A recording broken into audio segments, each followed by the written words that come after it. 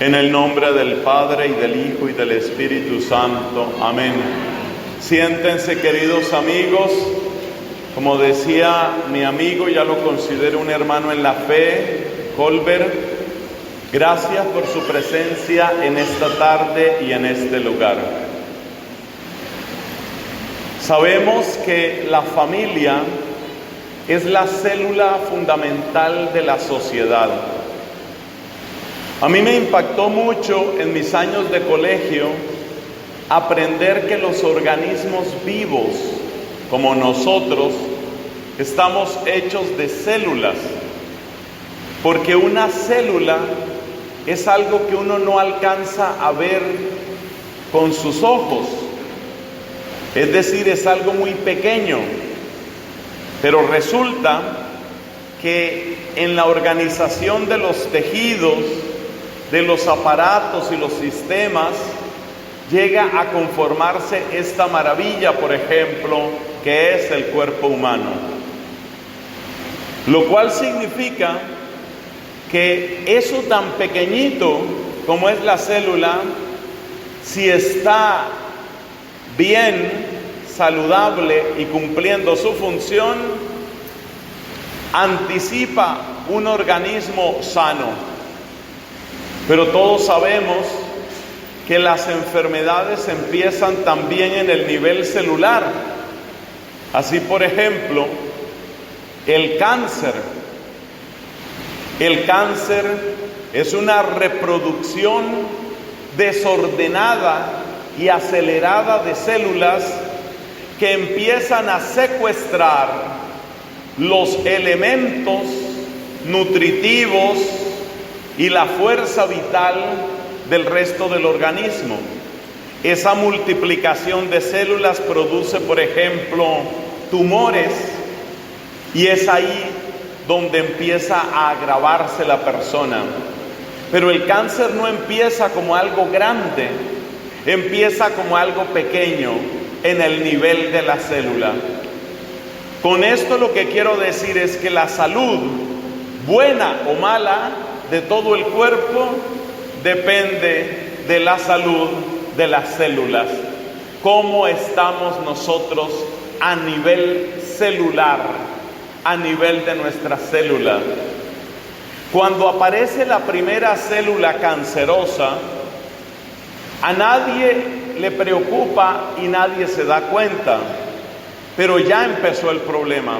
Es invisible en el plano grande, macro, solamente existe en el nivel micro, pero ya tienes el problema, ya hay algo serio ahí.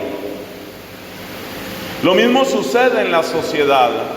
Nosotros debemos cuidar la célula, que es la familia, porque si permitimos que a la célula le dé cáncer, al principio parece que la sociedad está bien y que no hay nada grave. Cuando pasa el tiempo, empiezan a salir las consecuencias. Y efectivamente, mis hermanos, las consecuencias, es decir, las distintas enfermedades de la sociedad, ya se ven claramente en otros lugares, quizás también en nuestros propios países. Estaba viendo una noticia impresionante de Gran Bretaña. Decían un grupo de especialistas de la salud, oiga esta cifra, más del 60% de las personas que atendemos de más de 60 años son personas solas. Personas solas. Es decir, que en Gran Bretaña una inmensa mayoría de la gente hacia los 60 años de edad está completamente sola. No hay pareja, o porque la persona no se casó o porque se divorció, que es lo más frecuente.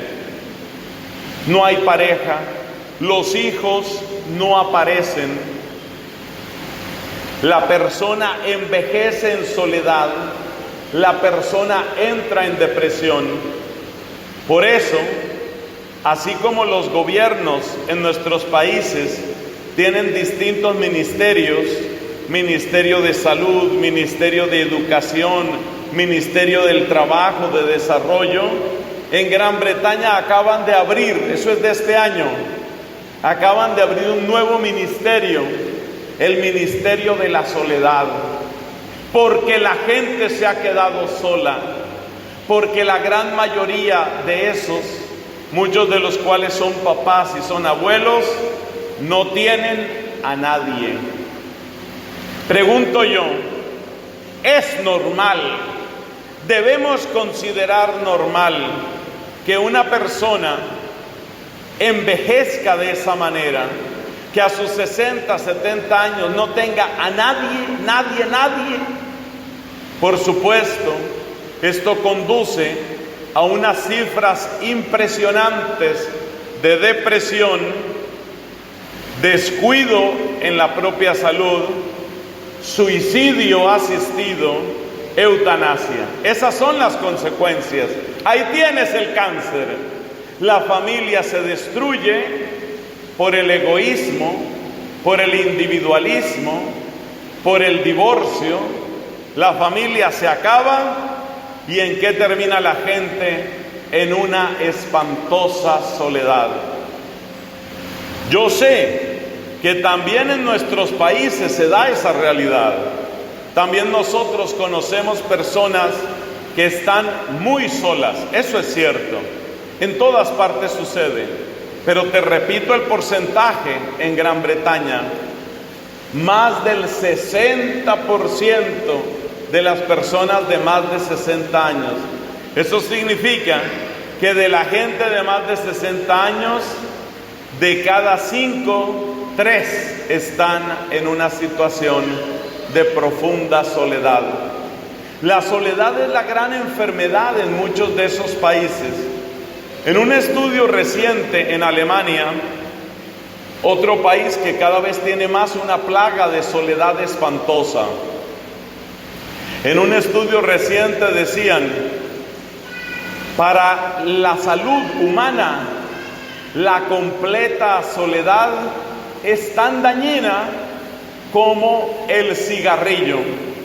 Y uno de los especialistas, yo tengo los artículos, tengo la base, esto yo no me lo invento, tengo la base.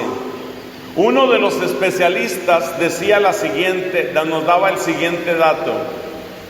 Una persona en gran soledad tiene su salud tan deteriorada como si fumara 15 cigarrillos al día.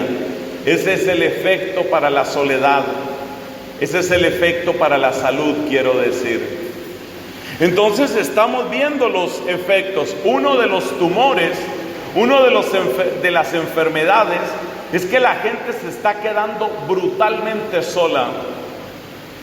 En otra encuesta que hacían en Francia, le preguntaban a una serie de personas mayores, los que nosotros a veces llamaríamos ancianos, le preguntaban a una serie de ancianos, ¿usted tiene alguna persona, sea un pariente, un amigo, un vecino, usted tiene alguna persona en quien confiar?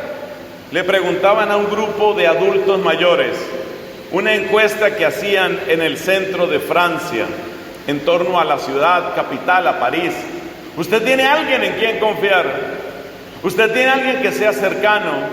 ¿Usted tiene alguien con quien usted pueda hablar siquiera una vez a la semana? Con confianza, un buen amigo. Fíjate, ya no están hablando ni siquiera de familia, un buen amigo. 3 de cada 10 ancianos, personas ya mayores en Francia, decían, no tengo absolutamente a nadie. Puede pasar toda una semana sin que yo hable con otro ser humano. Mi única relación es con la televisión, es con el internet. Yo conocí en Irlanda, Estuve viviendo unos años en ese país por asuntos de doctorado. Yo conocí en Irlanda una historia que me conmovió mucho. Yo fui al supermercado para hacer algunas compras de cosas que necesitaba y me di cuenta que había una señora delante de mí haciendo fila para pagar en la caja registradora. Lo que me llamó la atención es que esta señora llevaba, o mejor dicho, lo que iba a comprar era algo así como un tomate, una cebolla, un paquetito de arroz como de media libra, una cosa así. Es decir, era una compra muy pequeña para lo que una persona suele comprar. Me llamó la atención y resultamos hablando sobre el tema con la señorita que atendía la caja registradora. Y me dice la señorita del supermercado, me dice, esta señora que usted acaba de ver, viene 4 o 5 veces al día y cada vez compra así, un jabón, va al supermercado, compra un jabón y se devuelve a su casa. Luego al rato va y compra 2 papas y se devuelve a la casa. Y decía, es el único lugar donde ella parece que encuentra a alguien con quien conversar. Es decir, que no era el jabón lo que necesitaba, ni la papa ni el tomate. Es su manera de salir de esa prisión, porque la casa se le ha vuelto una prisión. Este es solo uno de los síntomas para que nos demos cuenta hacia dónde va la sociedad. Le voy a dar una última cifra y le repito, todas estas cifras están verificadas. Nada de esto es invento. Tiene fama de ser uno de los países más felices del mundo. Estoy hablando de Noruega. Noruega se supone que es uno de los países más felices del mundo. Más de la mitad de la vivienda que se construye hoy en Noruega consiste en lo que se llama en muchas partes apartaestudios. No sé si esa palabra se usa aquí. Un apartaestudio es una vivienda para una sola persona. Tiene una pequeña cocineta, una sola habitación, una pequeña sala. Típicamente es algo de 30, 40 metros cuadrados. No es ni siquiera para una pareja, es para una sola persona. Más de la mitad de los niños y niñas estoy hablando, más de la mitad de los niños noruegos nunca han visto juntos a los papás. Nunca. Ni siquiera para pelear. Y más de la mitad de esos niños noruegos han sido criados solamente o por el papá o por la mamá. Y el papá o la mamá lo único que tienen es esa vivienda unipersonal. Cuando el hijo alcanza los 18 años de edad, la mayoría de edad, tú vete a hacer tu vida. Eso explica, por supuesto, la soledad en la que luego quedan los adultos.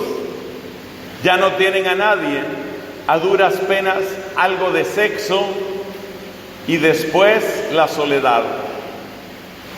Hermanos, estos datos que les he presentado nos están mostrando algunas de las enfermedades de la familia.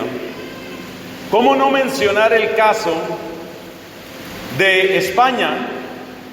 Todos son ejemplos de Europa, pero es que en Europa hace mucho tiempo la familia está en crisis.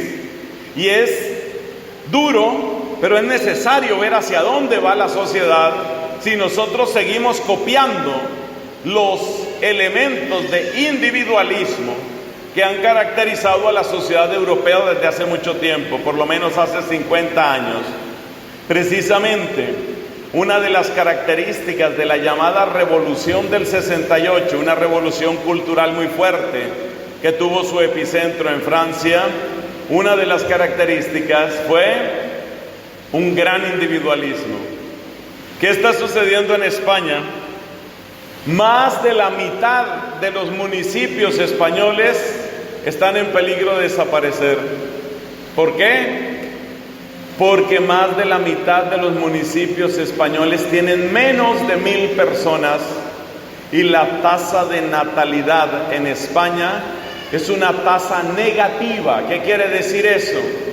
Que el ritmo de reproducción de las mujeres españolas no alcanza para reemplazar a la población que existe actualmente. Tasa de natalidad negativa, no se alcanza a reponer la población. Entonces, si tú tienes pueblos tan pequeños, pueblos de 1,000 personas, y hay una tasa de natalidad negativa, quiere decir que está a punto de desaparecer. Quiere decir que entonces te vas a encontrar a unos pocos años con que se han convertido en pueblos fantasma. Hermanos, ahora sí ya no doy más datos. Ya te comenté un poquito de España, de Francia, de Alemania, de Noruega, de Gran Bretaña. Lo triste que es que para muchos de nosotros esos son los modelos que hay que seguir, y a esos llamamos países desarrollados. Y desde esos países, como ya lo advierte el Santo Padre Francisco, desde esos países vienen las políticas, las presiones internacionales sobre nuestros pueblos para que también nosotros nos subamos en las mismas opciones de ellos, es decir, una revolución sexual, un feminismo agresivo, un individualismo cultural y, en fin, otras causas que van acelerando esta multiplicación de tumores. Ya las consecuencias están a la vista y es difícil saber cuál va a ser el desenlace. Lo cierto es que por lo pronto en todos estos países de Europa se ven en la obligación, no es simplemente un tema humanitario, se ven en la obligación de admitir inmigrantes de muchas partes, sobre todo de países musulmanes. Las cifras son impresionantes. En el año 2016, casi 1 millón de personas, la gran mayoría de ellos musulmanes, entraron a Alemania. Pero es que si no se reemplaza la fuerza laboral en Alemania, no hay manera de sostener el sistema pensional, no hay manera de alimentar a los que ya son mayores y ya se han jubilado. Esto, mis hermanos, esta es la descripción de lo que sucede en la sociedad cuando se destruye ese tejido fundamental que es la familia. Y ahora nos hacemos la pregunta: ¿cuáles son las causas profundas de esos tumores, de esas realidades que no se pueden tapar? No hay manera de tapar eso. ¿Cuáles son las causas profundas? Y encontramos que las causas profundas están siempre en la pareja y en la familia. La buena noticia, ¿cuál es? La buena noticia es que en países como los nuestros, particularmente esta querida Panamá, estamos todavía a tiempo. Todavía estamos a tiempo. Todavía hay mucho que nos une y todavía hay mucho que puede fortalecer el tejido familiar. Pero el compromiso tiene que ser de todos, absolutamente de todos. Nosotros, sacerdotes, misioneros, catequistas, maestros, podemos ayudar de manera que las virtudes fundamentales de una familia sólida caractericen a las parejas y a las familias del futuro. Los papás, con su buen ejemplo y sus consejos; los hijos, atentos a la realidad que se está viviendo y sobre todo asumiendo actitudes nuevas. Así que hay una situación seria, grave, que se vive a nivel mundial, especialmente lo que llamamos la sociedad occidental, esa sociedad que ha brotado del continente europeo. Hay una situación grave, pero este es el momento de tomar conciencia y es el momento de actuar. A veces te puede parecer que las pequeñas acciones que tú tomas son insignificantes, pero por última vez te quiero recordar la imagen de la célula y el cuerpo. Una célula que se salva del cáncer parece muy poca cosa, pero millones y millones de células resistentes al cáncer son una gran esperanza para ese organismo. Así que este mensaje hay que escucharlo, hay que aprovecharlo, hay que vivirlo. Bueno, ¿qué podemos hacer entonces? Yo voy a definir el resto de esta conferencia en dos partes. Primero, ¿cuáles son los elementos de educación humana que tenemos que cuidar principalmente? Y segundo, ¿cómo puede ayudar nuestra fe para que esos elementos realmente se consoliden y sean una realidad en nuestras familias? Entonces, primero, elementos de formación humana que hay que tener en cuenta. Segundo, cómo ayuda nuestra fe para que la familia realmente responda al plan de Dios. Porque la familia como Dios la quiso, no es lo que estamos viendo. Dios no quiere que la gente se hunda en depresión, en soledad, en amargura. Eso no lo quiere Dios. Dios no quiere millones y millones y millones de abortos cada año. Dios no quiere la multiplicación de suicidios y de eutanasias en todas partes. Eso no es voluntad de Dios. Es decir, nuestro gran aliado en la defensa de la familia es Dios y solamente Dios. Bueno, pero vamos entonces con la parte humana. Yo voy a comparar, para esta parte humana, yo voy a comparar la familia con un árbol. Un árbol tiene vida, un árbol crece, un árbol es una imagen de solidez y una imagen de fecundidad y fruto. Piensa en tu árbol favorito y ve siguiendo los ejemplos que te voy a plantear. En el árbol vamos a destacar 5 elementos que los vamos a aplicar a la familia. Yo espero que esta sencilla catequesis después tú la puedas recordar fácilmente, porque cada vez que veas un árbol tú vas a decir, ya me acuerdo de los 5 elementos. Vamos a ver si los podemos recordar después, porque les voy a hacer un examen después, a ver si se acuerdan. A mí me dijeron, gente muy atenta, y sí los veo muy atentos, gracias a Dios. Primero, 5 elementos de los árboles. El árbol obviamente tiene raíz. Un árbol típico, hay árboles de muchas formas, pero un árbol típico tiene raíz. Y nos damos cuenta de un detalle de las raíces. Cuanto más alto es el árbol, más profundas las raíces. Ese dato es importante, porque se parece a lo que sucede con un edificio.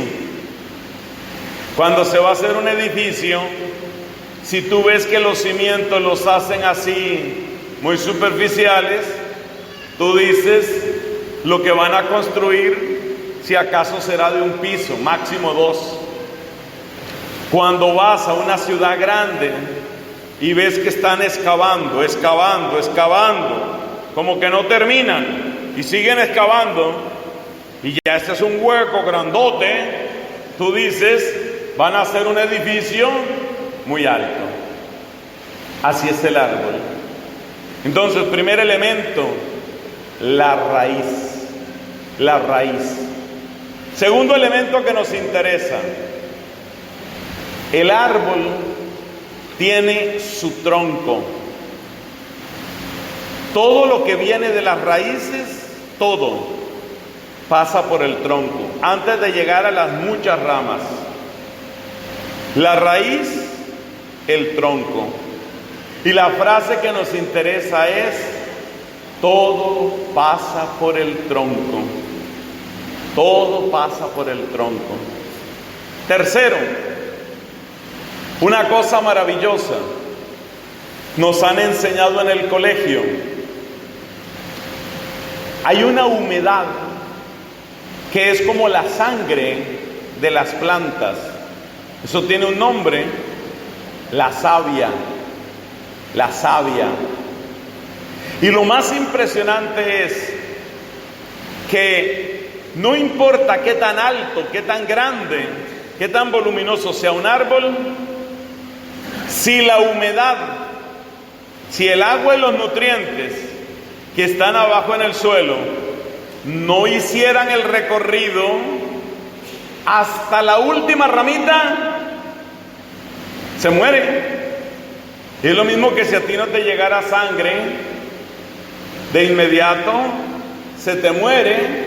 Algunos llaman a eso se necrosa, se muere.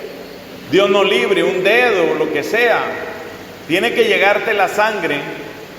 Decimos que las plantas tienen también como su sangre la savia, y la savia tiene que llegar a todas partes. Entonces fíjate, la raíz, el tronco, la savia. Cuarto elemento, vamos a fijarnos en las ramas. Parece que las ramas se apartan, pero las ramas siguen conectadas al tronco.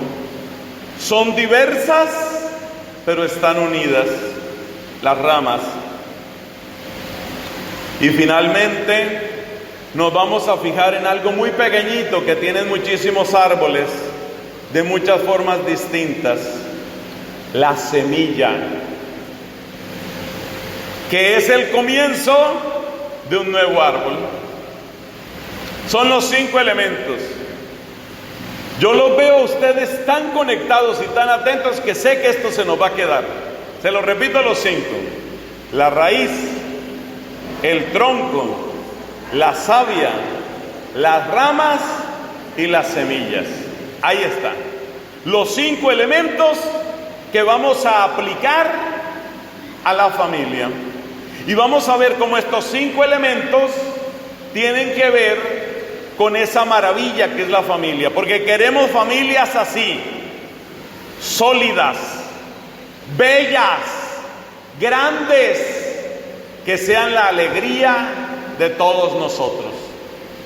Hoy, gracias a Dios, hay una gran sensibilidad de respeto hacia la vida animal, la vida vegetal, y eso está muy bien.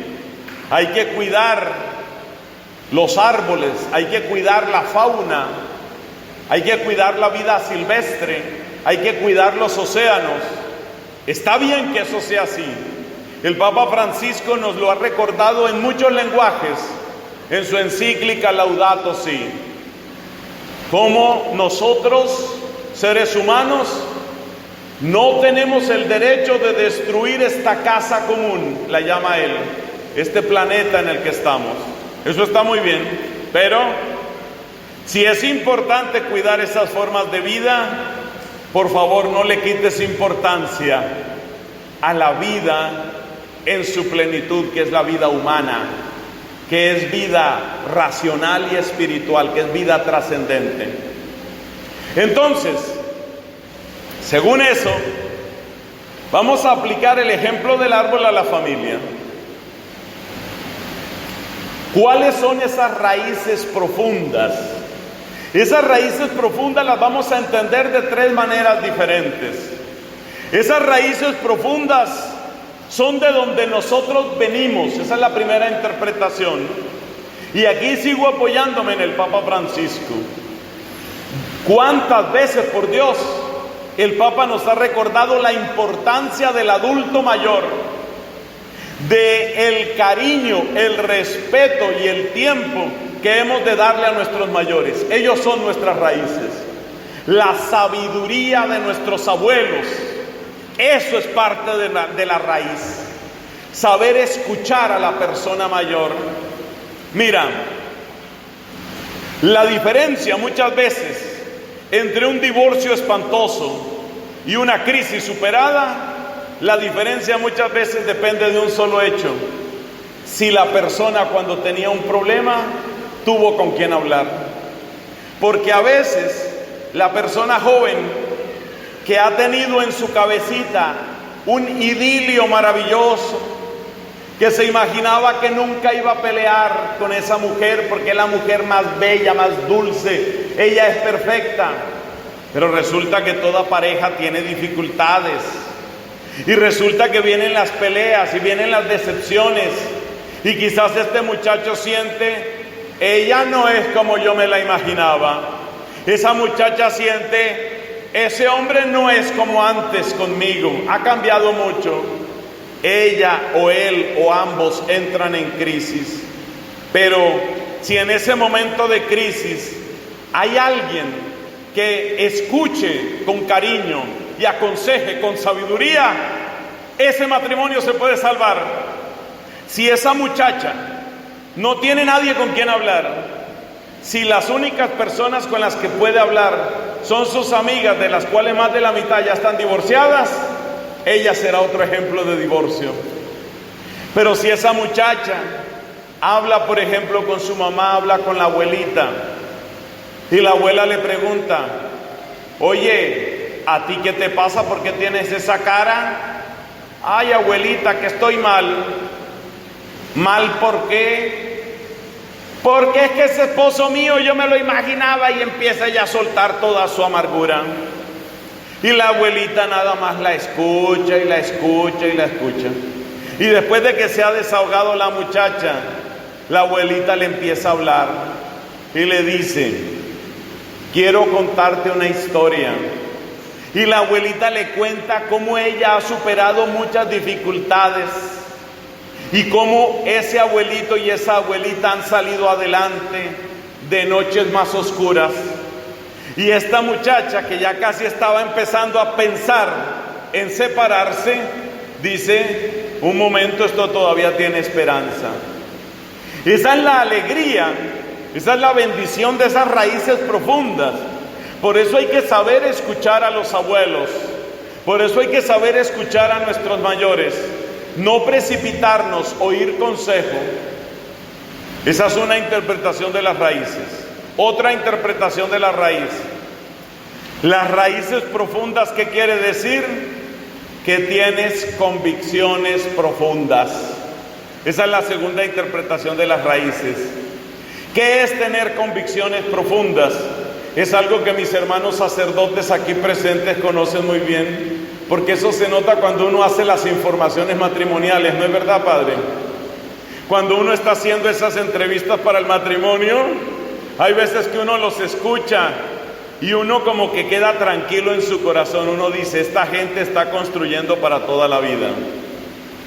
Otras veces uno los escucha y uno dice: ay, me queda un poquito de duda. ¿Cómo será esto? Porque no se ve que tengan convicciones profundas. ¿Y cómo se saben las convicciones profundas? Se sabe porque las personas están hablando de un proyecto de vida, un proyecto para toda la vida. Por eso hay preguntas que yo le voy a recomendar aquí a mis queridos hermanos sacerdotes. Preguntas como esta: si él se enferma o si ella se enferma, ¿usted qué piensa que puede hacer? ¿Usted sería capaz de atenderla a ella si ella se enferma de una manera grave? Y mírele la cara, no es lo que digan las palabras, es lo que diga la cara también, porque todos nos enfermamos.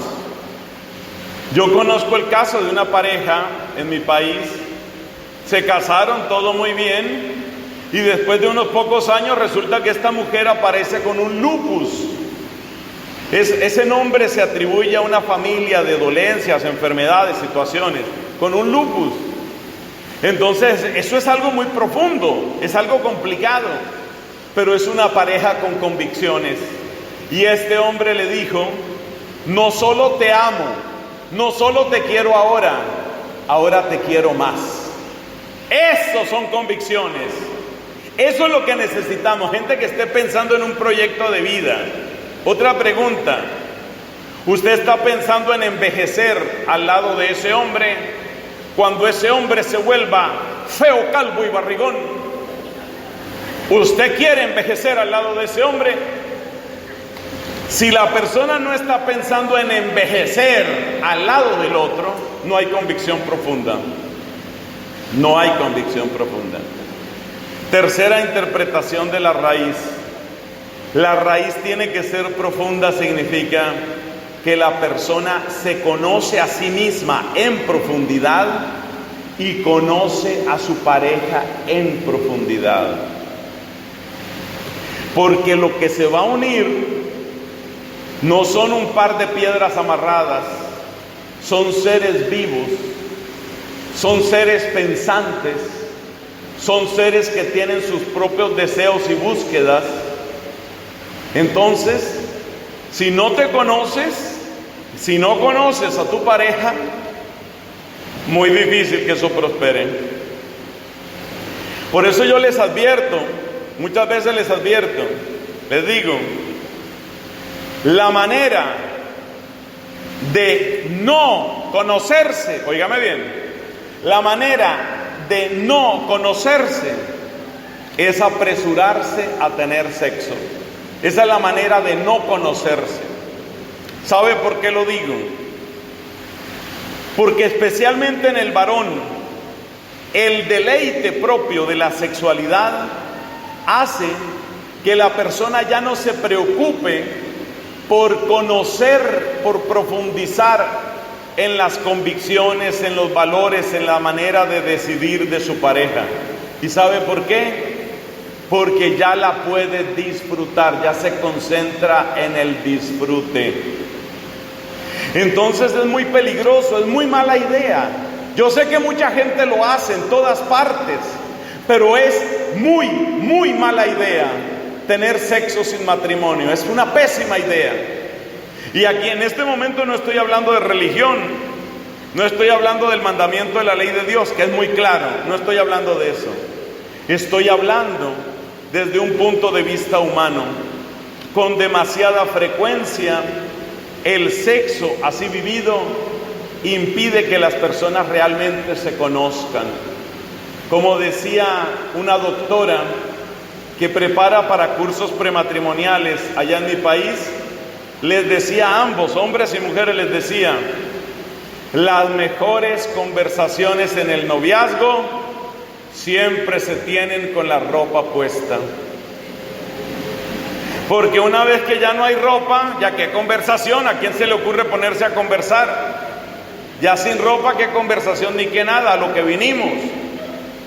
Entonces, date cuenta, las convicciones profundas significa que nos conocemos. Y para conocerse, lo mejor es conocerse con la ropa puesta.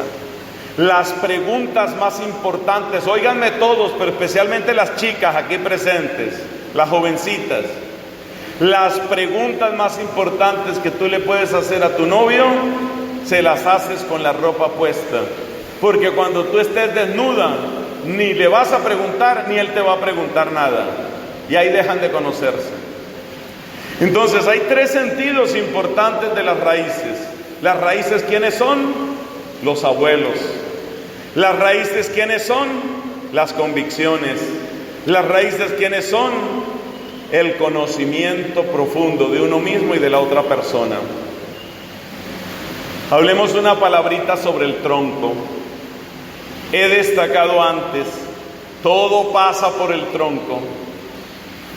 En la familia, ¿cuál es ese tronco sólido por donde tiene que pasar toda la vitalidad? Ese tronco sólido se llama diálogo. Por ahí tiene que pasar todo. Hace poco estaba en una comida muy amable comida con un grupo de amigos. Y en ese grupo había una pareja de novios con posibilidad de matrimonio. Y esta pareja, realmente con un lenguaje muy dulce, muy bonito, lo cual no nos debe extrañar. Mira, el amor de pareja es un invento de Dios. No nos debe extrañar que haya tantas cosas bonitas en el amor de pareja, porque Dios las cosas las hace bellas. Pero ¿a qué voy yo? Que el lenguaje era: yo solo quiero que ella sea feliz. Y ella, yo solo quiero que él sea feliz. Dice uno, la pareja perfecta. Cuidado, puede que sí, puede que no. Eso todavía no es garantía. ¿Por qué? Porque el mismo que dice, yo solo quiero que ella sea feliz, ese hombre también tiene su propio gusto, sus propias preocupaciones, sus propias necesidades, sus propias preferencias, que un día seguramente pueden entrar en colisión con lo que a ella le gusta. Entonces, subirnos en la nube de que yo te voy a complacer mi terroncito de azúcar, y ella dice, y yo te voy a complacer a ti mi cucharada de caramelo. Pero resulta que entre el azúcar y el caramelo también hay diferencias. Y la única manera de que la pareja y la familia sobrevivan se llama diálogo. ¿Cómo se llama? Diálogo. Y diálogo es que todos se sientan escuchados. Que todos se sientan escuchados. Por ejemplo, en la pareja, ¿cómo vamos a gastar el dinero? ¿Cómo vamos a educar los hijos? Aún cosas elementales, para sorpresa mía, no las hablan las parejas. Cosas elementales, no las hablan. Yo conocí una pareja en Estados Unidos que solo cuando les nació el primer hijo empezaron a preguntarse, bueno, ¿y qué? ¿Lo bautizamos? Y la mujer de una familia muy católica dijo, pues claro que lo bautizamos. Y él, ¿qué era lo que pensaban? Que crezca y él verá si se casa esto, si se bautiza o no se bautiza. No habían hablado eso. No lo habían hablado. Y ya el niño llorando, por ahí está llorando. Ya el niño llorando, y en ese momento es que empiezan a hablar si lo bautizan o no lo bautizan. Esas cosas hay que hablarlas. Es muy importante en la pareja que se hablen, en su intimidad se hablen, porque sucede mucho en nuestros países que la parte de la intimidad y de la sexualidad se mira únicamente desde la perspectiva del varón, del hombre. Lo que yo quiero, cuando yo quiero, como yo quiero. Y hay muchas mujeres que se sienten frustradas, abusadas prácticamente, incompletas, insatisfechas desde el punto de vista de la intimidad, pero es que nunca ha habido un verdadero diálogo sobre ese tema, sino simplemente yo soy el varón, yo tengo ganas, usted es mi mujer, usted tiene que dejarse. Y la mujer tal vez se deja, pero va acumulando frustración, va acumulando insatisfacción. Tarde o temprano eso repercute en la familia y eso repercute también en la sociedad. Una gran parte del feminismo bárbaro, ese feminismo agresivo del que hemos hablado, proviene de eso, de una acumulación de insatisfacción, de frustración y de sensación de abuso en muchas mujeres. La mujer se cansa. La mujer puede tener mucha generosidad, pero se cansa también. Entonces el tronco por el que tiene que pasar todo se llama, no, ya se les olvidó. ¿Cómo se llama el tronco? Dígalo duro para que escuchen atrás. Claro. La savia que recorre todo el árbol. Esa savia, ¿qué representa esa savia? ¿Qué representa esa vida? Esa vida desde el punto de vista humano, porque sabemos que la vida sobrenatural solamente la da Dios, eso lo sabemos. Entonces, ¿qué representa esa savia? ¿Sabes cuál es? Los detalles de amor. No pueden faltar los detalles de amor. De todos, para con todos. ¿Por qué? Porque una de las cosas que más se quejan cuando van pasando los años es: él antes era tan detallista. Y es verdad, en la época de conquista, mi amor, aquí te traje estos chocolates, aquí está esta serenata, te dedico esta canción, te regalo la luna, escribí para ti esta poesía, una poesía coja y fea, pero bueno, ahí se la dedicó.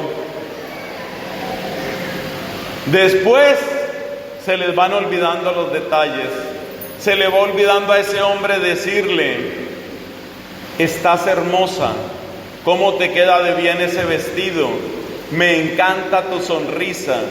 Esos son los detalles que no deben faltar. Ella también puede y debe tener esos detalles para con él. Por ejemplo, una frase tan bonita que se la oía a una mujer. Iban para alguna reunión o algo y le dice ella a él, y no tiene miedo de decírselo con otras personas: es que me arreglé para ti, quise estar bonita para ti. Hombre, ¿cómo se siente ese varón? Él se siente fortalecido, él se siente bien. Lo mismo con los hijos. No se les olvide tener detalles de cariño para con los hijos. Tu hijo tuvo un gran resultado en su campeonato de béisbol, que era muy importante para él. Tal vez a ti el béisbol no te importa tanto, para tu hijo es muy importante. Felicítalo. Hijo, me enteré, no pude estar en el partido, en el match, pero me enteré que tu equipo ganó. Te felicito. ¿Y sabes qué? Desde ya vamos a comprometernos, porque este fin de semana nos vamos a comer un buen helado tú y yo. Ese detalle de un papá para con su hijo, mira, eso le llena la vida a un muchacho. Esos detalles hay que tenerlos. Esa es la savia vital, no se puede perder. Pero atención, también los hijos para con los papás. Porque es que a veces los hijos se acostumbran a que yo quiero, yo necesito, mi papá debe. Hijos, ¿cuándo fue la última vez que tuvieron un detalle? Si tú supieras, yo sé que para muchos niños y para muchas chicas, esto que voy a decir les suena como imposible, como ridículo, como de otro siglo. Tú sabes que tú puedes llevarle un regalo a tu mamá sin que sea el Día de la Madre. Tú no tienes que esperar a que sea el Día de la Madre para darle un regalo a tu mamá. Y esa mujer se va a sentir feliz.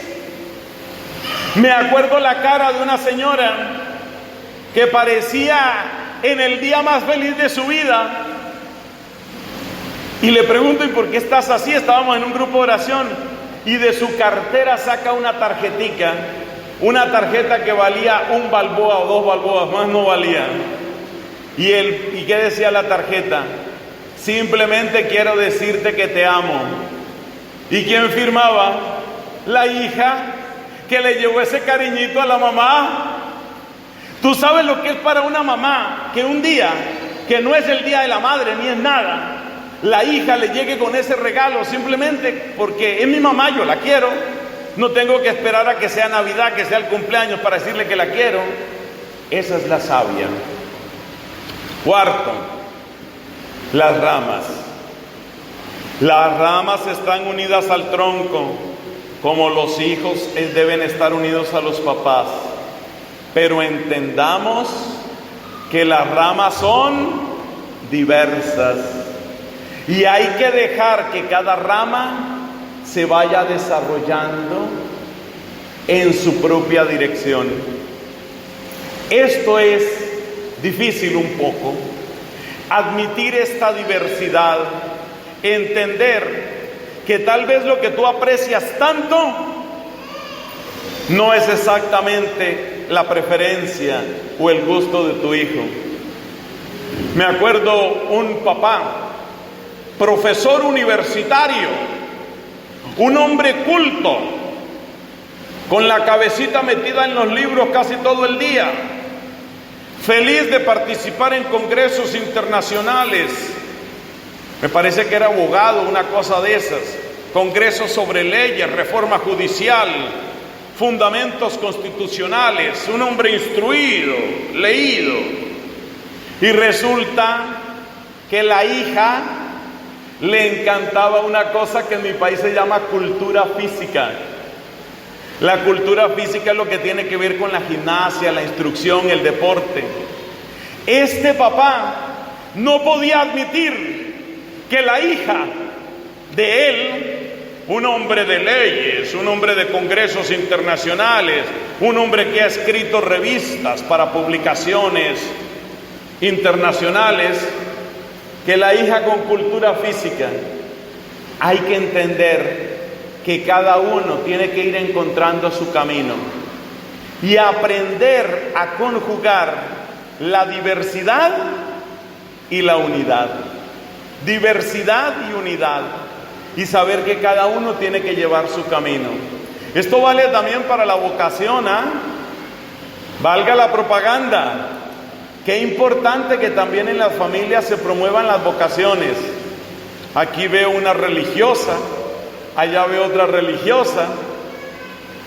Esas hermanitas no nacieron monjitas ni nacieron religiosas cuando nacieron.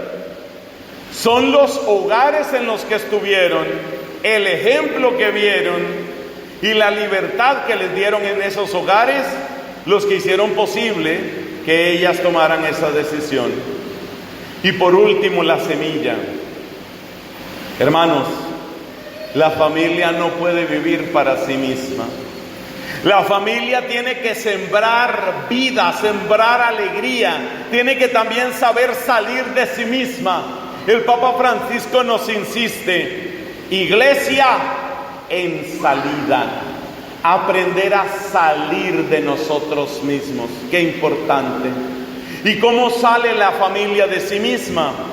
Sobre todo a través de un lugar que es como la familia de todos, que se llama la parroquia. Esa capilla, ese templo, esa parroquia donde nos reunimos, donde nos conocemos, donde adquirimos compromisos. Qué hermoso es para un hijo saber que su papá es, por ejemplo, del grupo de proclamadores de la palabra de Dios. Qué hermoso saber que su tía, por ejemplo, es ministro de la Sagrada Comunión. Qué hermoso ver que su hermana se ha comprometido en un ministerio de visita a los enfermos. Qué bueno saber que el otro hermano es el que dirige el coro en la parroquia. El lugar natural para nosotros creyentes, el lugar natural para plantar la semilla, para salir de nosotros mismos y empezar a servir en nuestra comunidad, en nuestra parroquia. Es ahí donde debemos plantar la semilla, porque en la medida en que vamos dando ese testimonio y vamos dando ese ejemplo, otros también van aprendiendo a comprometerse. Entonces no se te olviden los 5 elementos: la raíz, ¿qué más? El tronco, ¿qué más? La savia, ¿qué más? Las ramas, ¿qué más? Y la semilla. ¿Y cómo nos ayuda Dios en todo esto? No es difícil la comparación. Nuestras convicciones solamente serán profundas hasta el fondo si están en Él. Dice el apóstol San Pablo, Cristo es la roca, Cristo es el cimiento ya está puesto y no puede ponerse otro. Él es la roca. Y el tronco, ese diálogo que en la familia tiene que darse con la pareja, con los hijos, en nuestra fe, ¿qué es ese diálogo? ¿Cómo se llama el diálogo con Dios? La oración. Entonces fíjate, ¿cómo vamos mostrando el aspecto cristiano espiritual de esto? Que nuestra raíz sea Jesucristo vivo. Que nuestro tronco, nuestro diálogo sea la oración. ¿De quién? De todos. Decía el famoso padre Peyton, que está en proceso de beatificación, la familia que ora unida permanece unida. ¿Cuál será la savia? El amor. Que todos se sientan, se sepan amados por Dios, y que ese amor que yo recibo de Dios y ese perdón que recibo de Dios le llegue también a mi pareja, le llegue también a los hijos, le llegue también a los papás. El amor ha de circular entre nosotros. Esa es la savia. ¿Y las ramas cuáles son? 1 Corintios 10. Somos un solo cuerpo. Y dice San Pablo, el pie es distinto de la oreja, el ojo es distinto de la lengua, pero todos somos necesarios. Es sobre todo el Espíritu Santo, en la multiplicidad de sus dones, el que nos revela cómo la diversidad no es enemiga de la unidad en un mismo espíritu. Entonces fíjate, ya está la raíz, el tronco, la savia, las ramas. ¿Y la semilla cuál es? La semilla se llama evangelización. Evangelización. Sean ustedes primero familias evangelizadas y después familias evangelizadoras. ¿Cómo es? Primero familias y luego familias evangelizadoras. Entonces fíjate que es muy natural. Desde el punto de vista humano necesitamos raíz, tronco, savia, ramas y semillas. Pero desde el punto de vista de nuestra fe, la raíz es nuestra fe profunda en el único Señor Jesucristo. El tronco es el diálogo permanente con Dios, la vida de oración que todos debemos llevar. Nadie se recueste como pasa a veces allá en mi país, eso lo he oído varias veces. Dice la gente, no, sí, yo soy de una familia muy católica, mi mamá se pasa el día rezando, pero lo dicen con un tono como diciendo, ya con lo de ella es suficiente. No, la oración es de todos. Entonces, raíz, Cristo vivo. Tronco, oración. Savia, experiencia de amor de Dios. Ramas, los dones y carismas que son distintos en cada uno de nosotros. Semilla, la evangelización. Sí, mis amigos, ese es el mensaje que quería compartirles el día de hoy. Alabemos al Señor, gloria al Padre, al Hijo y al Espíritu Santo.